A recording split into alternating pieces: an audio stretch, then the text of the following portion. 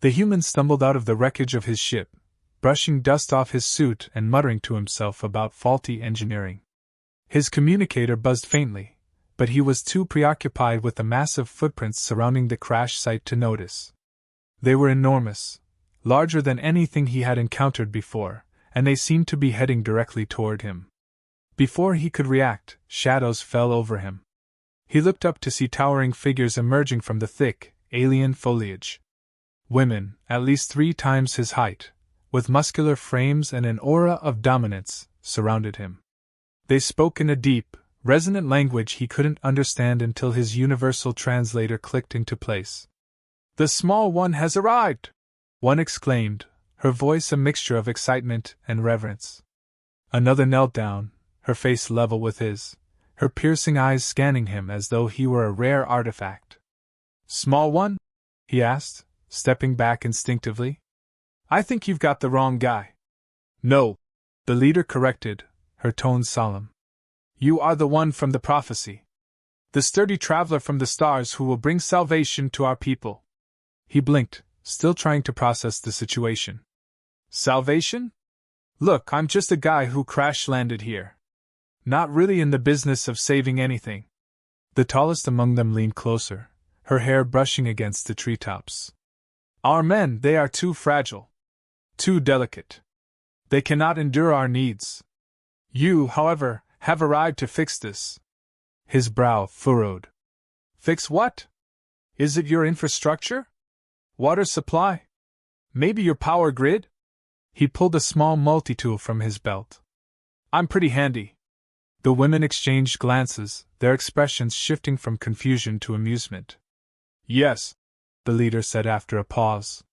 "You are handy indeed. Your tools will be of great use."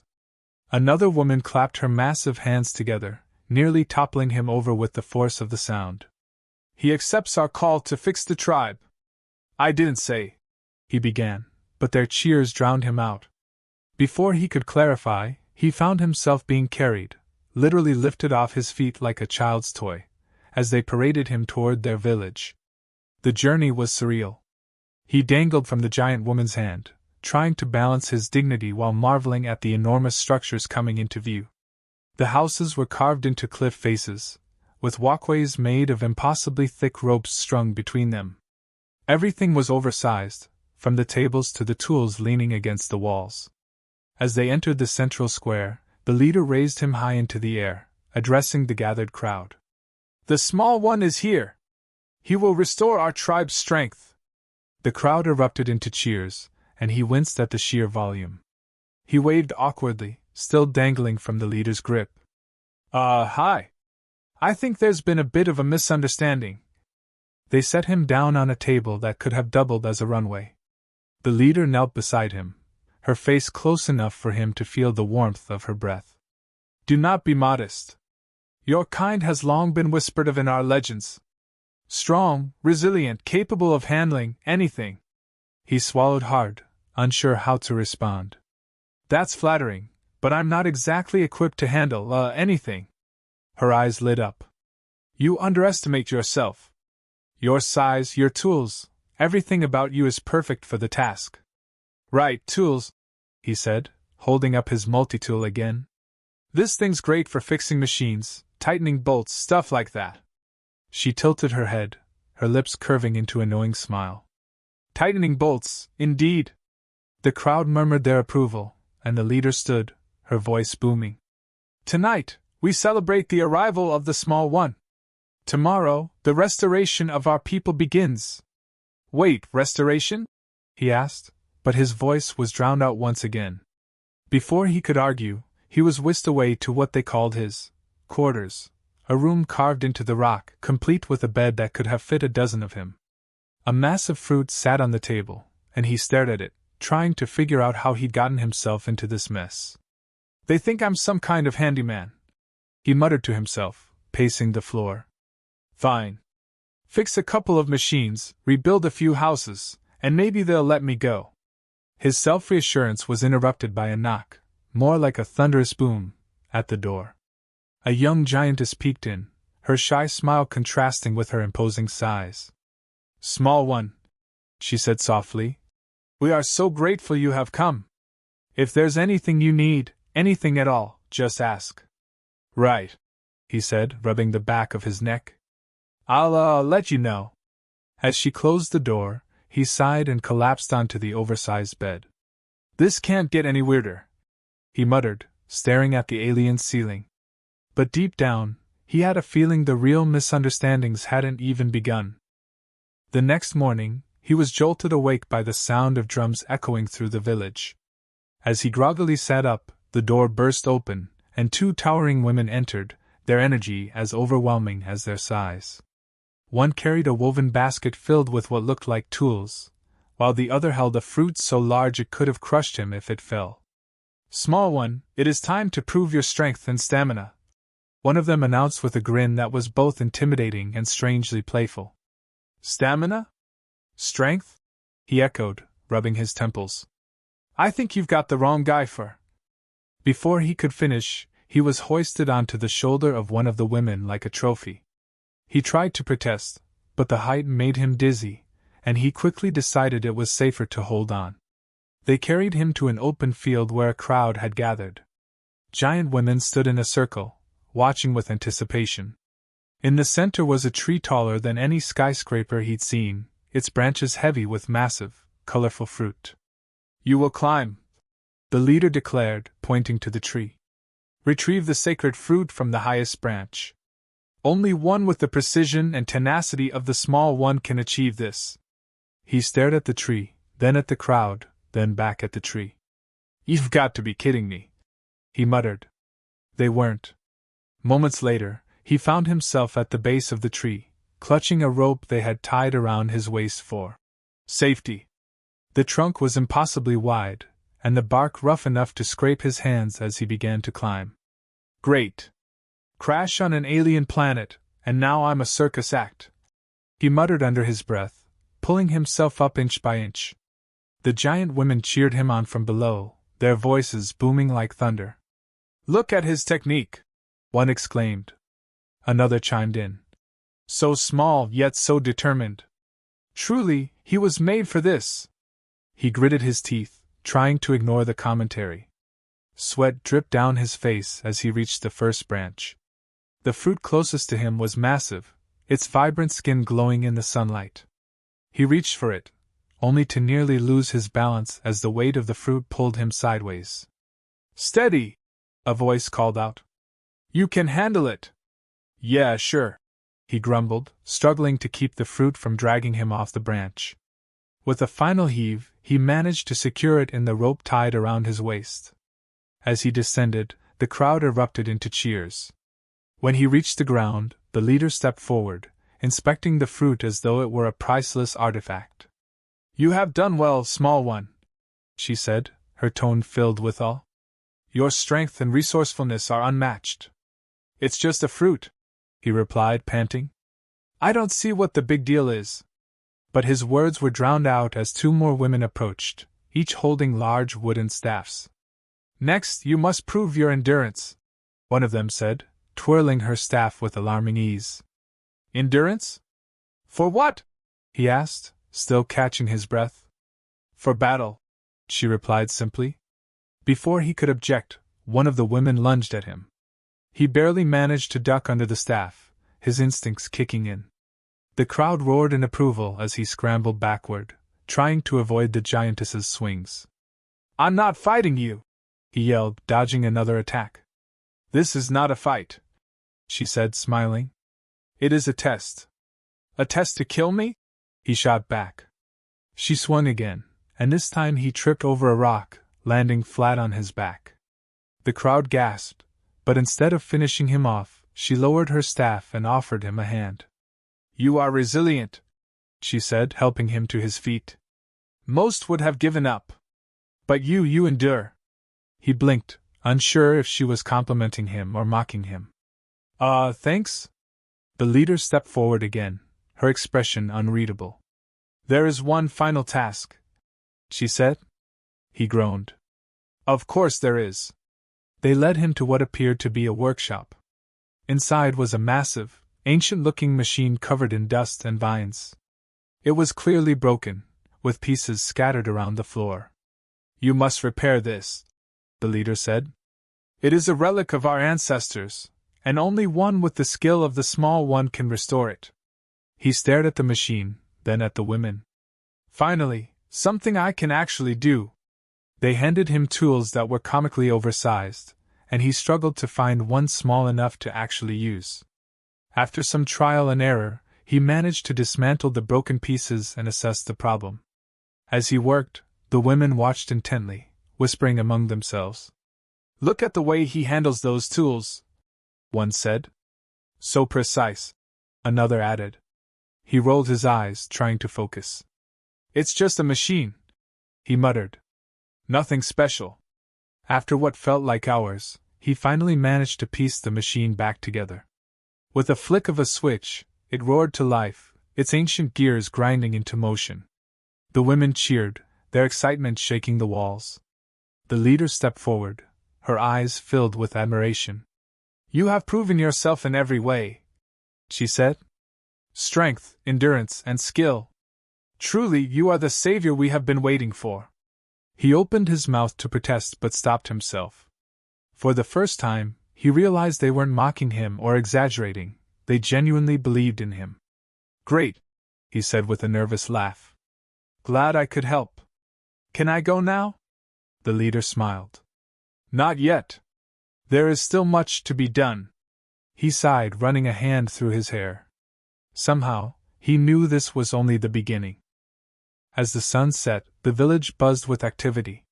Giant women moved purposefully, arranging massive torches, setting up enormous tables, and stringing garlands of flowers across towering poles. He stood at the edge of the commotion, watching in confusion as the preparations unfolded around him. The leader approached him, a calm smile on her face. "Tonight, we honor your arrival with the ritual of the small." He raised an eyebrow. "The ritual of the small? Sounds ominous. What's that about?" "It is a sacred ceremony to celebrate your place among us," she explained. "A way to officially welcome you as one of our own and mark the beginning of your purpose here." "Right," he muttered, tugging at the collar of his shirt. "And my purpose is—" "You will see," she said cryptically before walking away. As the evening progressed, he was led to the center of the village, where a large platform had been built. He was seated on a raised throne that made him feel even smaller than usual. The women gathered around, their voices humming in a low, melodic chant that made the ground vibrate beneath him. One of the younger giantesses stepped forward, holding a cup carved from what looked like a boulder. "Drink this," she said, her voice soft but firm. "What is it?" he asked, eyeing the thick, glowing liquid inside. "It is our ceremonial nectar. It will strengthen you for what lies ahead." He hesitated, but the expectant faces of the crowd left him little choice. He took the cup, the weight of it nearly making him drop it, and sipped cautiously. The taste was sweet and slightly spicy, and it warmed him from the inside out. The leader clapped her hands, and the chanting grew louder. The women began to move in a synchronized dance, their massive forms weaving intricate patterns around the platform. He watched, equal parts mesmerized and terrified, as they stomped the ground in rhythm, their movements sending shockwaves that rattled his seat. "This is intense," he muttered, gripping the arms of the throne for stability. The dance continued for what felt like hours, culminating in a final, earth-shaking stomp that left the air buzzing with energy. The leader stepped forward again, her expression serious. "It is time," she announced. "Time for what?" he asked, his voice cracking slightly. She gestured to a massive bed-like structure that had been brought to the platform. It was covered in layers of soft-looking fabric, and the size of it made his stomach drop. "You will now take your place as the small one and fulfill the prophecy." "Hold on," he said, raising his hands. "I think there's been a misunderstanding." "There is no misunderstanding," she interrupted, her tone firm but kind. "You have proven your strength, your endurance, and your skill. Now you must prove your devotion to our survival." "Devotion? Survival?" His eyes darted to the crowd, which was watching with eager anticipation.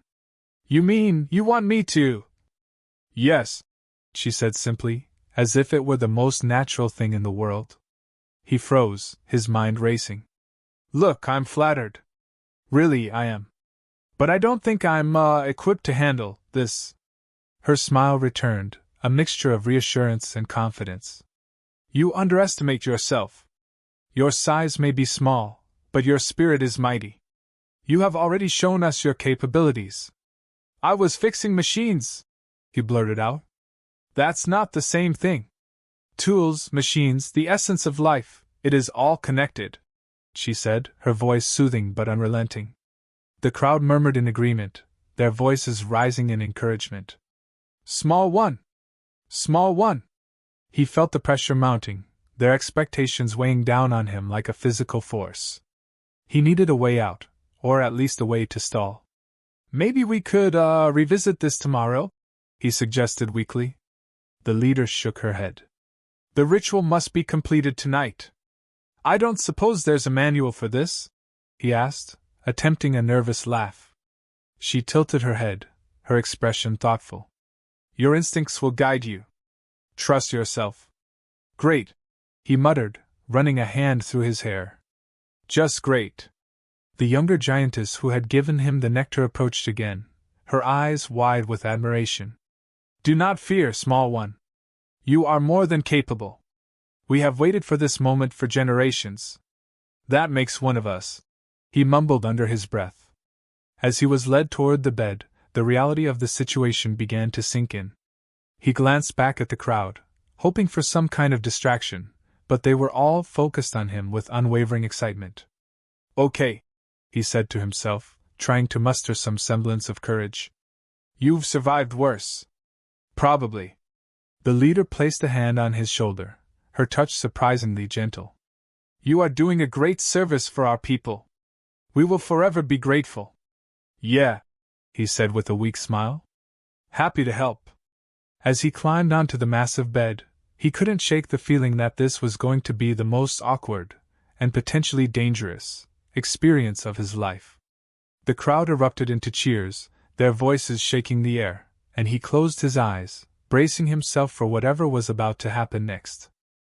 He sat on the edge of the massive bed, staring at the crowd as the leader approached. Her calm demeanor did nothing to ease his nerves. He wasn't sure how he'd gotten to this point, but every attempt to clarify the situation had only made things worse. The leader spoke again, her tones soothing but firm. Small one, your courage inspires us.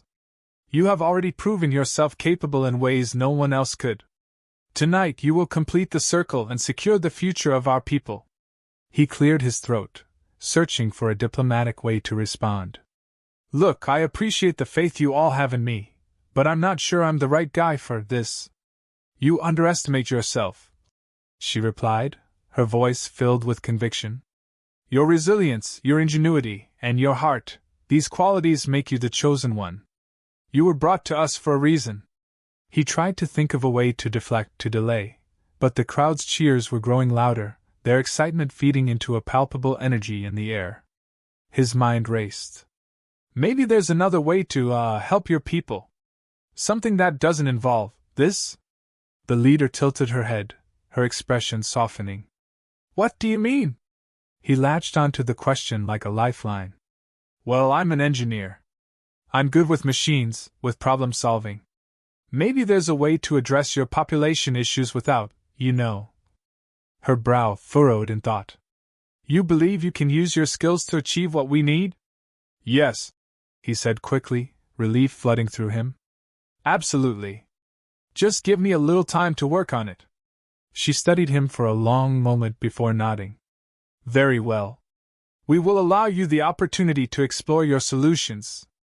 But understand, time is of the essence. Our people cannot wait much longer. Understood, he said, hopping off the bed and nearly stumbling as he landed. I'll get to work right away. The crowd murmured in confusion as the leader addressed them. The small one has proposed an alternative. He will use his knowledge and tools to find a new path forward. We will give him this chance.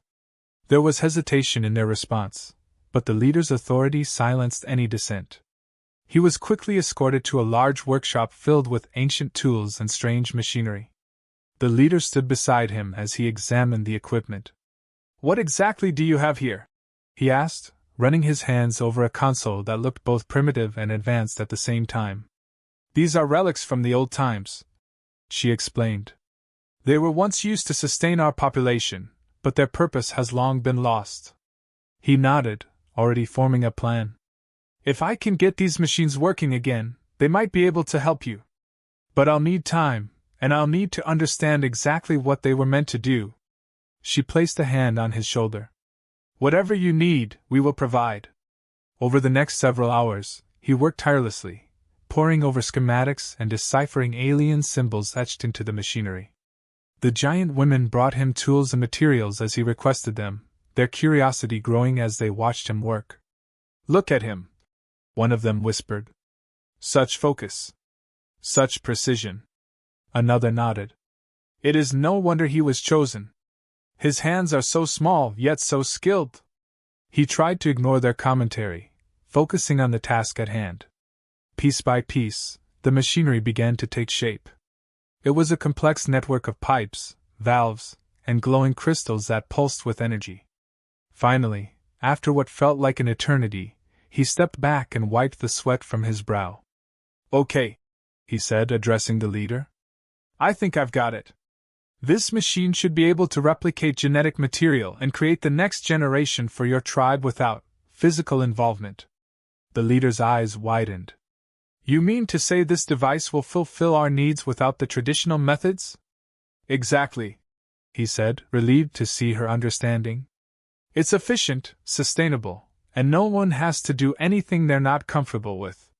She studied the machine, then turned to him with a smile. "You truly are remarkable, small one. To create life without direct involvement, it is beyond anything we could have imagined." He let out a nervous laugh. "Glad I could help." The crowd was summoned once again, and he demonstrated the machine's capabilities, showing how it could generate life-sustaining resources and assist with reproduction in a way that didn't require his direct participation. The cheers were deafening, and for the first time since he'd arrived, he felt a genuine sense of accomplishment. The leader approached him, her expression filled with gratitude. "You have done more than we could have ever asked for," she said. "Your name will be honored for generations." He smiled, exhaustion finally catching up with him. "Happy to help. Really." As the celebrations continued, he found a quiet corner to sit and reflect. The ordeal had been overwhelming, to say the least, but he couldn't deny the satisfaction of solving such an unusual problem.